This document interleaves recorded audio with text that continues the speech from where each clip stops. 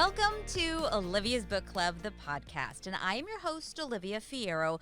Currently, by the way, my TBR stack is taller than me, and that doesn't mean that much, I guess, since I'm only about 5 feet tall, but still, with a 3 a.m. daily wake-up call, I am nodding off when I'm grabbing these books that I really want to read at bedtime. The struggle is real, and that is why I'm so super pumped for our guest for this episode, Dr. Amy Shah, who is a double board certified MD and impacts the health and well-being of more than just the patients who see her in private practice.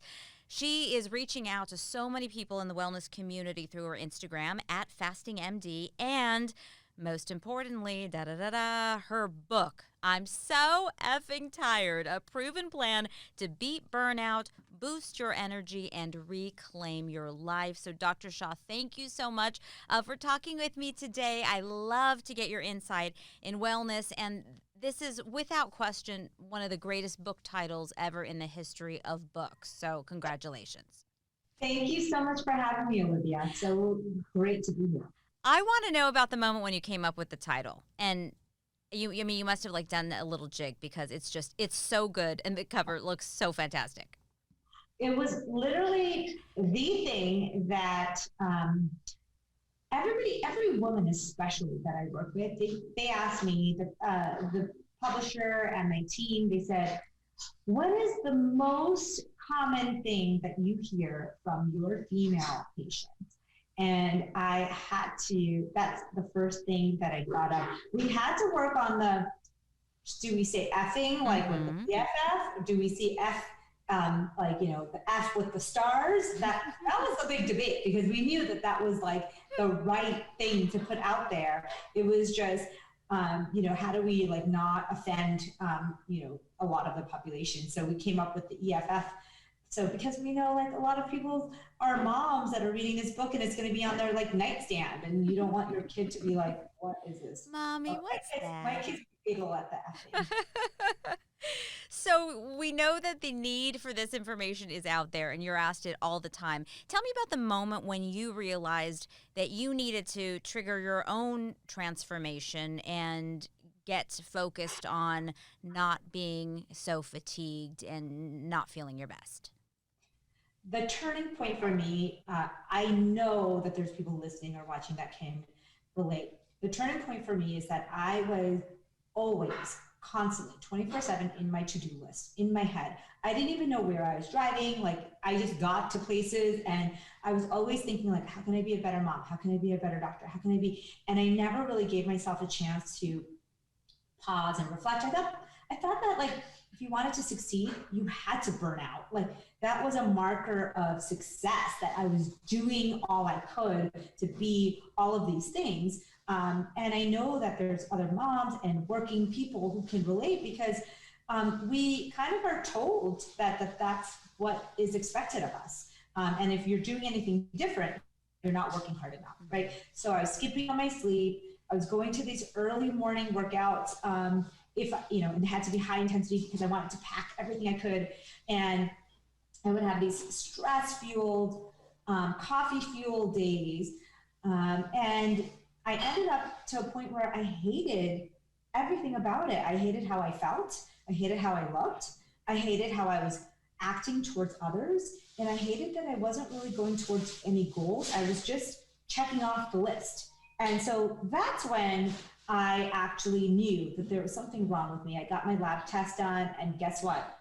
Lo and behold, there was nothing officially wrong. They said, oh, there's a few things here, a few things there, but you're just tired because you're a mom, you're working a lot, and basically left me feeling really confused. So I thought maybe this is what getting older is about. Until during this journey, I had this huge car accident. And the car accident actually is a metaphor for what was going on in my life. I was feeling out of control and feeling like there was a car wreck inside of me. And so when this car accident happened and I had to step down from my to-do list for a week where I was recovering, I took a hard look at my life and I started to make changes. And as a doctor, I knew that if I made changes that were helpful to me, I knew that there's so many other people who could benefit from those. And that's how it all started. And I made a lot of mistakes, but I found a few things that worked. Well, and hopefully we all don't have to take it to the point of getting into a car accident or having something, I mean, where we're just, so dangerously preoccupied or stressed or fatigued that things can go dramatically wrong. We got to get ahead of it. And I think especially coming out of this pandemic, people have been sort of reflecting on how they spend their time and some of the changes and maybe some of the benefits that came with slowing down their lives. So now might be a really ideal time to evaluate. So tell me about the energy trifecta. Yeah, this energy trifecta is the key. So I did it 2 specializations. I specialize in both internal medicine and immunology allergy. So it's a combined immunology allergy. During my immunology fellowship, they showed us this diagram. They said, your gut bacteria, these little critters like that live in your gut, and they have personalities, they have sleep schedules, they have needs and food preferences. These little critters communicate with your immune system on a constant basis. It's like Army, and they're in the Army and they're communicating by walkie-talkie about everything you're eating, everything you're doing, and they're telling the brain about what's going on in there. It's like that mind-body connection, right? And the hormones, the third part of this trifecta, immune system, gut, and hormones. The hormones are also in constant communication. There's like it's not like they're separate systems. They're all communicating all the time. So when I learned that, I was like, oh, that is why you have to eat better, because you improve your gut health, that improves your immune health and your brain health. That's why, to balance your hormones, to boost your immune system, all the things you want, and to get better mind-body connection, it really starts with that connection, that energy trifecta. Energy is what we want, but health is what we need in the long haul. And all of that comes from balancing these 3 sides. If any one of these 3 sides is imbalanced, you will not have energy and you will not have health. So you have to really change sort of the way that you're addressing these factors in your life. I imagine in different ways over time as maybe your hormones are naturally adjusting or changing? Yeah, so what happens is, so if you have too much estrogen, the gut bacteria actually go and kind of detox some of that estrogen out of you.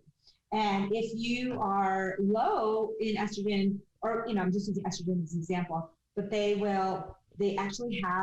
are bacteria that actually can produce estrogen.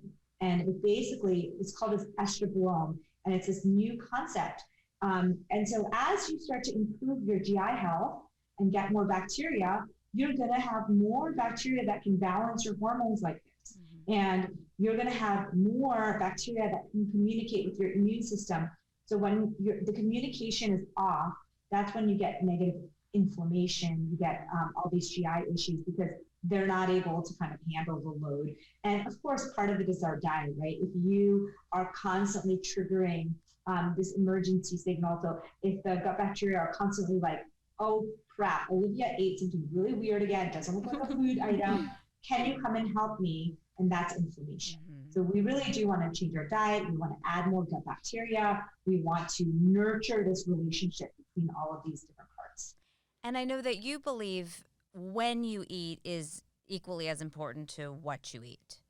Absolutely. So these gut bacteria, they have sleep schedules, just like you. We all know ad nauseum the importance of sleep in our brain health, our energy levels, our long-term health. But did you know that every single one of your cells in your body also has a schedule, and so do the gut bacteria? So what I didn't realize, and we never really talked about this much in medical school even, is that we have a clock in each one of our cells, because we can't be doing everything at once. Like you can't be cleaning, metabolizing, repairing, renewing all at once. So they have clocks inside. They get inputs from light and from food to kind of know what time it is, and to kind of tighten up those clocks. And those clocks can get confused. Those clocks get confused by doing exactly what we're doing right now is, say if this podcast, we were doing it at 10 p.m. at night, the clocks in our brain would say, that's weird. She is in front of all this bright light. She's really excited. Her cortisol is rushing through. I don't think it's safe to go to sleep right now. I think it's not time to turn on those repair and renewal mechanisms. It may be dangerous. There might be a predator coming at her. And so what we're doing is we're kind of taking these clocks and breaking them. And these clocks are so important because guess what? If your renewal and repair processes don't get turned on and you don't get sleepy at night, then you lost that opportunity to repair and renew and be energetic in the morning. Mm-hmm. And so the same thing with not getting enough sunlight. So right before we got on here, I went outside and I got a little bit of direct sunlight. And I think we don't realize how important it is to get a little bit of direct sunlight in the morning to tell your brain, to tell all of the cells, the gut bacteria, time to wake up, time to metabolize, time to get ready for the day. And because then we wonder why we're feeling so tired and jet lagged and moody all the time. It's because these clocks are off. And so that's why eating late at night can really throw this off, just like blue light and not getting enough sunlight. So I recommend that just like 1,000 years ago when they couldn't access a lot of food late at night because there was no drive-throughs and microwaves and 24-hour delivery, there was natural process of winding down your meals shortly after sundown. And maybe you don't eat 2 to 3 hours before bed because that's how your body's programmed to be. And then maybe in the morning you don't just roll out of bed and grab your juice and banana. You wait for an hour. Maybe you go for a workout and just stretch it out a little bit because your body needs that. And so Amy before and Amy after adjusting to some of these different lifestyle plans, how different do you feel as an individual? Oh, 100% different. I think that when I look back at my old self, I literally was fueling myself with caffeine to get through the day. And then I was trying anything I could. I would take any kind of sleep. Like if you told me that there's some vitamin supplement or a medicine that I could take to help my sleep, I just thought that I had, sleep issues. And I didn't know that there's something you could actually do about that. And so I would be tired, but wired, that feeling of like, you're really tired, but you just can't get to bed. And I realized, okay, I need to make some sweeping changes to my lifestyle and see what happens. So the thing that I think that stands out to a lot of people is the eating thing, because we kind of know about the sleep hygiene, about, making your room really cold and dark and timing it properly. And some of us even know about the nature and sunlight in the morning. But I think what people really did not know is that by by changing what time you eat and stretching out and making it kind of a longer overnight fast can be so beneficial for your health. Because once you start doing that, you see what a boost of energy you get in the morning, because you're not got a good night's sleep, you weren't weighed down with sleep, with food, and you wake up and you're ready to work out and then maybe break your fast. So I know that yoga is a big part of your life, and I wanted to talk a little bit about how that finding that right space of activity for yourself, whatever fuels you, how important it is, not only in your personal experience, but medically, to carve out the time for that and what it does. And I know that the book addresses a lot about your cortisol and your stress and how your body is reacting to stress. So how has that impacted the way that you're functioning? The biggest lie that we've been told is that we're so tired because we do too much. Mm-hmm. In fact, that's not the case. It's, during the pandemic, we barely did anything. The real truth is that we're tired because we're not doing enough things that recharge us. The recharging has to be there. You don't just keep your phone, on your nightstand when it's low on battery. You actually frantically search for a charger when it's getting low and plug it in wherever you are at, because that's the only way that it's going to get recharged to the way that you want it to be. And that's exactly how I feel about yoga. And that's exactly, you find what recharges you, what brings you energy, and you need to you need to add those things into your life on a daily basis. So self-care is not about this emergency escape that you do, every time you're completely burned out. It's things that you build into your life on a daily basis that are recharging you. And that's how I feel about yoga. Like, I don't feel exhausted after yoga. I feel recharged, renewed, whatever, however peaceful. And I think you could probably relate to that. It's just this feeling of, you feel like, okay, I can do this, I can get back to, and that's what recharging is finding the things that we have pathways in our brain, dopamine, serotonin, oxytocin pathways that counteract those stress chemicals. And so we can't change our jobs, a lot of us. Stress is stress. We live in a stressful world, but find ways to counteract that stress to recharge yourself. And I think that many of us just have that kind of busy mind. And so we talked about just some of the challenges of when people try to sleep is that that's when you lay down and all of a sudden you're thinking about all of the other things that maybe you could have done, should have done, should have done better or differently. And so it's hard to not turn that whole constant chatter off, but maybe making sure that you're incorporating the time outside, the long walks, or the physical exercise, maybe a meditation can help in that space as well. In fact, Olivia, I tell people it's about the small changes, right? One minute a day, 10 pages of a book, 1 minute meditation. Like, we're not talking about huge, whenever people think about getting sunlight, nature walks, meditation, they're thinking 1 hour each, of all of these things. No, we're talking, I recommend a 1 minute sunlight break during the day, or like a nature break. And that's all it takes. We're not talking about making, a schedule that has, 4 hours of self-care every day. Something that anybody can take on just a little bit at a time. And it also doesn't have to be costly. And I think that there's a whole thing with self-care that people think it's for wealthy people only, that you can be indulgent. And these are practical little things that you're saying. It's free to go outside and to be in the sunlight. And that's so important to remind everybody. I know in this book you also address what some of us here are living, which is shift work. And it's hard. It seems to be such a daunting thing to think that we can affect how we feel when we're on these wild schedules. So how do we work through that?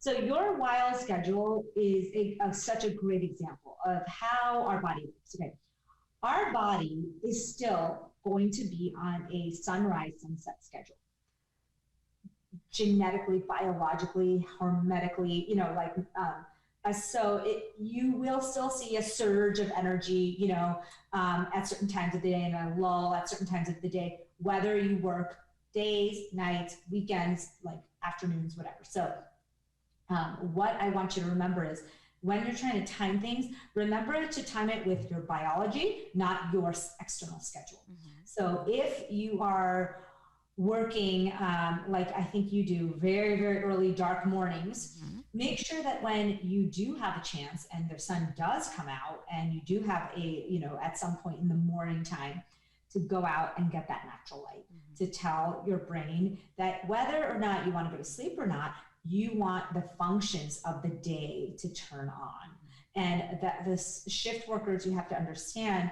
that your biology is still going to work on that kind of schedule. And so if a lot of shift workers have the option to do kind of a washout where they have 1 or 2 weeks where they're on a day schedule, and I highly recommend that you get on a kind of a schedule where you can have some time where you're on a day schedule to kind of wash out all of that, all of those confusing signals that your body gets during the night. The other thing you can do is eat on a day shift schedule. So maybe you eat your biggest meal of the day when, for you might eat it when you get home in the morning, late morning, and then you might eat another big meal before you get in, and you eat lighter if you're working overnight hours or like early morning hours or something.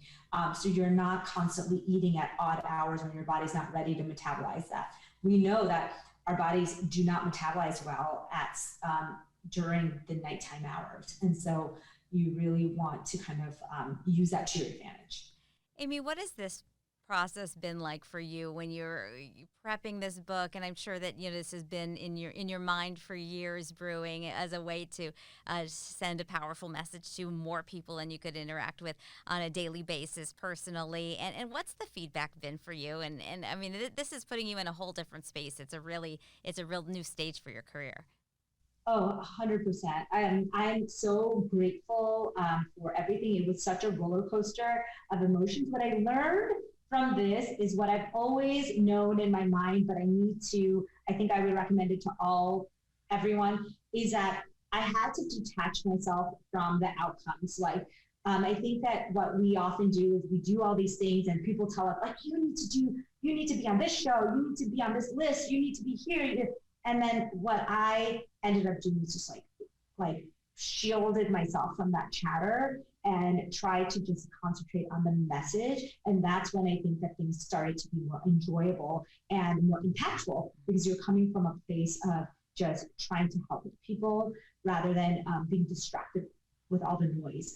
So it's been an amazing learning experience, but it's a very, very special platform, because there's not that many moms. There's not that many, people who are women physicians. There's not that people who look like me in this world. So I feel really blessed to be here, but of course it comes with all new territory. So it's been cool. It's very exciting to see. I've been so happy for you. It's thrilling to observe. The book also includes some plans and strategies, recipes as well. So who was involved in determining which ones were good enough to make the cut, and how many things had to get tossed to the side? So I don't know, Olivia, if you know this about me, but I don't cook. I'm not a good cook. I don't pride myself in being a amazing chef. And so for me, what I did is I worked with an amazing company who they take the ingredients. I have simple meals that I throw together, things that I prep beforehand, and I told them, here's the things that I would recommend to people, but I don't know how much salt's in it. I don't know how many peppers you're supposed to cut. And she tested it all, measured everything, got the nutrition facts. It was like a dream come true. It's like literally telling someone, like, here's what I think would be healthy for people, because they have prebiotic fiber, probiotic fiber. And this is kind of how I do it. And she would tweak it. And she's like, what would be really great in this? A little bit of cumin, or, and we tested it all. It was a super fun process. And now I realize, like, I could write a cookbook, and so could you. Like, you don't have to be a master chef. There's people out there that are amazing at it. And so the recipes turned out really great. People have been giving amazing feedback.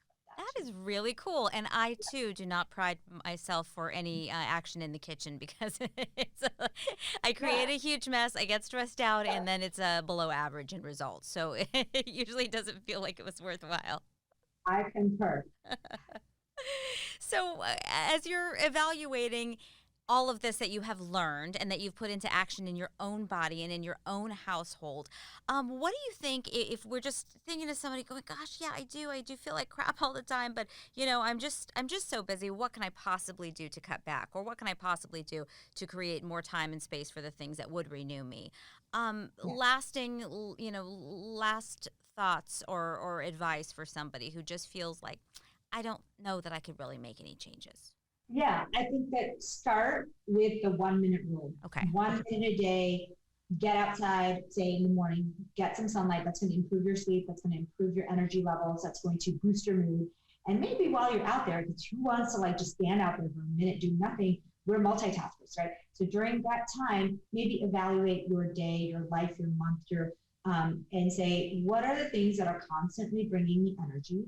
And what are the things that are constantly bringing me down, bringing me negative energy? I know there's a person in your life or people in your life, activities that you do, foods that you eat that are bringing you down on a constant way. But sometimes we just don't even examine our life from the external.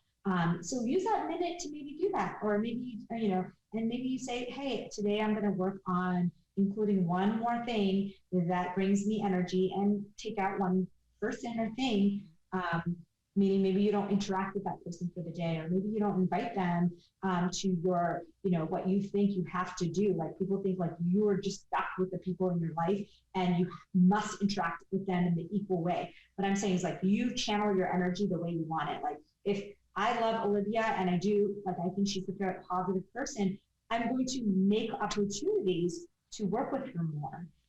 But if there is another person who I really found to be demeaning or degrading, they brought my energy down, I'm going to go out of my way to avoid giving that person my energy, if that makes sense.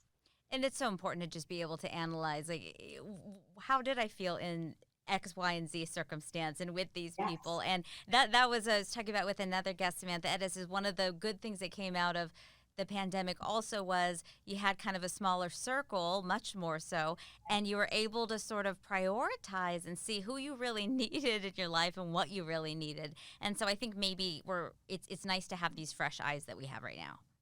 Absolutely. I think this is like maybe a nice starting point. I know for me and you, I know, we've made huge changes to our life and career and the way we work because you got to see a different side of things. Like I got to see, for example, my clinic, I got to see that, hey, I don't need to work at the same pace that I did pre-pandemic. I had this nice, slower time where I was able to do a lot of other things. And maybe I kind of want to keep it like that. And it kind of opened a lot of, my eyes and everybody's eyes to what your life could look like in a different way. And as a doctor, do we still have permission to have coffee though? Coffee, and I'm a huge believer in having your antioxidants in the form of tea, in the form of coffee. I believe that coffee is something that can be very useful, one of the most anti-inflammatory drinks on the planet. The only thing, it's like alcohol. Don't abuse it, right? Don't get it. More is not better. Having 5 cups is not better than 2, just really kind of watch where that sweet spot is. And for me, I'm a back caffeine metabolizer. So after a certain point in the day, I have to switch to decaf. Doctor's orders. Evaluate yourself and know how you respond to things. Amy, it is so great to talk to you. And congratulations on this huge accomplishment, managing to somehow get this done while still continuing in your medical practice and as a wife and a mom and a friend and a very active person. And so it's inspirational to watch you accomplish this big goal. And thank you so much for sharing your insight. And thank you so much for being such a good friend and partner. And you really, really did help me in so many ways during this launch. So thanks so much. Thank you, Dr. Amy Shah. The book is I'm So Effing Tired, a proven plan to beat burnout, boost your energy, and reclaim your life. Get it at your favorite bookseller, retail space, anywhere. You can visit her website as well, which is Amy Shah. That's SHAHMD.com, and Instagram, FastingMD. Thank you, doctor. Thank you so much for having me.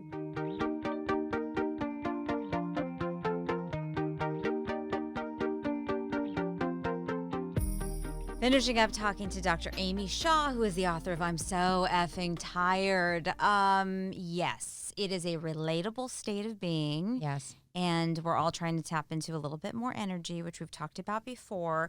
What does this remind you of in terms of fiction? This, as we were talking, I thought about all of the moms who try to have it all, right? Mm-hmm. And you can have it all. I'm a big believer. I don't have kids, so maybe I'll change that.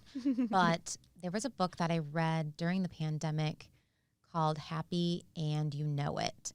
And it's about a play group of moms, all different kinds of moms, who are just trying to have it all, being the best mom and putting so much stress on themselves.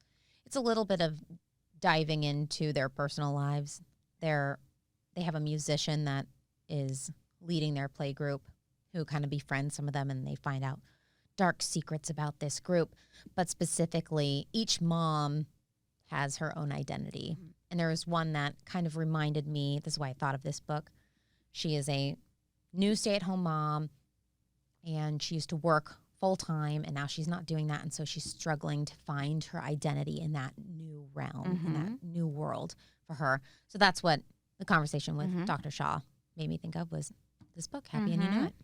I love that. That I think that sense of competition or that sense of desiring perfection, especially if you've made the commitment to stay home as a mom, is really intense, and that's exhausting. And I mean, mentally, emotionally exhausting, I'm sure, and not to mention just the time management stuff.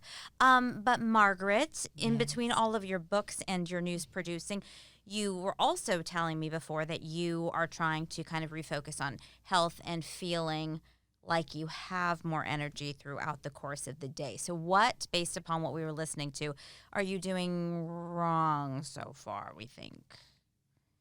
There's a lot. I'll start there. I think something that is really bogging me down right now is I am watching a lot of back episodes of Love Island UK, which if you watch Love Island, you know there are about 3 episodes per week that air, because they air them in the time, kind of real time, real time, as much as you possibly can for a production show of that kind. So there are about 35 episodes per season. Whoa. Yeah. What channel are you finding this on? Is this on Netflix? It's on Hulu. Oh, it's on Hulu. Oh, yeah. You have told me. They have the Australia one as well. Oh, yeah. Okay. Well, I will say that the Love Island set in Las Vegas got me through the pandemic. Yeah. It was probably the only thing at that moment in time that was making me really genuinely laugh and smile. Yeah. And I was having that crazy monkey brain where I couldn't read. So it was everything to me. Yeah. So I could lose a lot of time to this show as well. It's definitely escapism. I also have it in the background because it's not like, well, it's with UK, it's hard because I need subtitles sometimes, and they have their own banter. Oh, yeah. But they have their own slang. But it's a little bit harder to understand, but it's good background when you're cleaning or trying to do something a little bit more productive. Yeah. Although mostly it's me just watching it. It's just couch time. It's just dedicated couch time. Yeah. And well, who can blame you? I stay up way too late as well.